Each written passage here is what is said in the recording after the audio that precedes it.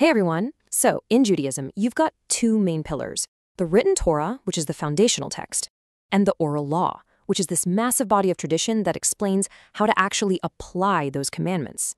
Today, we're going to dig into a really specific and, frankly, provocative critique that challenges that whole relationship. The argument is that the oral law didn't just explain the original text, it systematically rewired it. Let's get into it. The whole argument we're looking at today kicks off with this really powerful question. It suggests that maybe, just maybe, the oral law wasn't a faithful interpretation at all. What if it was actually system designed to methodically change the original commandments from the inside out? It's a pretty bold claim, so let's see how the argument is actually built. Okay, so to really get what this critique is all about, we've got to nail down its central claim. The argument isn't that laws were just ripped out of the book or erased. No. It was something way more subtle. And this difference is absolutely crucial to the whole argument. The critique claims the goal was never to flat out abolish a law, to just say, we don't do this anymore. The goal was to nullify its practice. The whole idea was to change the physical action so that people would think they were following a commandment, when in reality, the original written instruction was being left completely undone. So, how does this theory actually work in the real world? The source we're looking at starts its case with some really central sacred objects, things you can see and touch that are tied to specific commandments. Let's start with the mezuzah. The written Torah gives a super direct command. The Hebrew word mezuzah literally means doorposts. So if you just read the text, it seems pretty clear. Write these words directly onto the doorposts of your house. So, according to this critique, how is this command basically bypassed? Well, the process laid out goes like this. The original command is to write on the doorposts. But then, the oral law introduces a change. It says you have to write it on parchment. Then that parchment gets placed on the doorpost. And here's the crucial move. The little scroll itself gets renamed a mezuzah. So what's the end result? The actual doorpost, the mezuzah, is left blank. The argument is that the original command has been cleverly sidestepped. All right, next up, the commandment of tzitzit, those ritual fringes. The command in the Torah seems pretty straightforward, right? Place these fringes on the corners of their garments, and notice that's garments, plural. And we see a really similar pattern here. According to the critique, it claims the oral law created a special, separate garment, which over time also came to be called a tzitzit. So by wearing this one specific item, often under their clothes, people feel they've fulfilled the obligation. But what's the consequence? The source points out that the vast majority of their actual everyday clothes, their shirts, their coats, don't have fringes. And so the argument goes, the broader original command has been effectively nullified. Now, this alleged pattern isn't just about physical objects.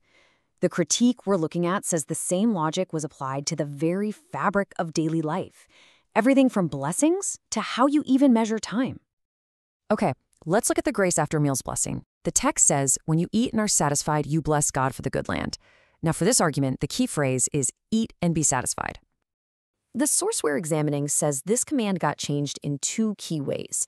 First, the oral law supposedly limits this specific blessing only to meals that have bread. So if you eat a huge meal of, say, fruit and feel totally full, you say a different substitute blessing. And second, and this is a big one, that substitute blessing completely leaves out the main point of the original command, thanking God for the good land.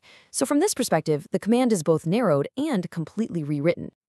Now this next one is a huge deal. According to the source, the oral law made two massive changes to the very concept of time. First, it allegedly switched the whole calendar system from solar to lunar, which of course shifts the dates of all the holidays. And second, it redefined when a day actually begins, from the morning to the evening before it. And this is where things get really interesting, because it leads to what the source calls a flat-out contradiction. See, if the day starts in the morning, then Saturday evening is still technically the Sabbath day. But the oral law's Havdalah ceremony, which is supposed to mark the end of the Sabbath, requires you to light a candle at that exact time. The source argues that this is a forced violation of the very clear command, you shall not kindle a fire on the Sabbath day. And it's not just these few examples. The critique we're looking at argues that this is a system-wide thing, a pattern you can find across the entire legal system. just take a look at this table for a second. It gives you a snapshot of other major areas. The written law's eye for an eye becomes monetary compensation. The command to cancel all debts every 7 years gets bypassed using a legal workaround called a prosbol. And the ban on charging interest is sidestepped with something called a heter iska. The source presents these as just more proof of a consistent pattern. Okay, so all of this brings up a huge question, right? If this systematic change was really happening, how on earth did its authors get the authority to do it? And maybe just as important, how did they avoid suspicion? While the source offers a pretty clever explanation, the logic, and I'm paraphrasing the critique here, goes something like this. You establish authority by claiming your tradition has an equally holy origin. The story became that this was a parallel tradition, also given to Moses at Sinai, that was passed down orally for centuries, and it was only written down much, much later when it was in danger of being forgotten. So what about trust? How did they get people on board?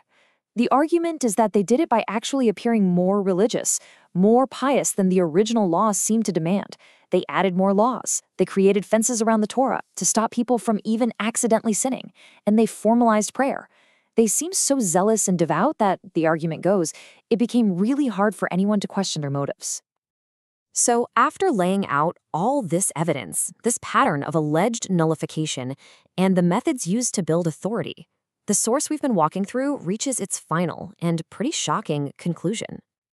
And there you have it. The ultimate verdict from this perspective is that the oral law isn't just an interpretation or an extension of the original covenant from the written Torah. It is, in essence, a brand new covenant, just operating under the name of the old one. A replacement, not a clarification. And that leaves us with a really deep question, one that goes way beyond this one topic.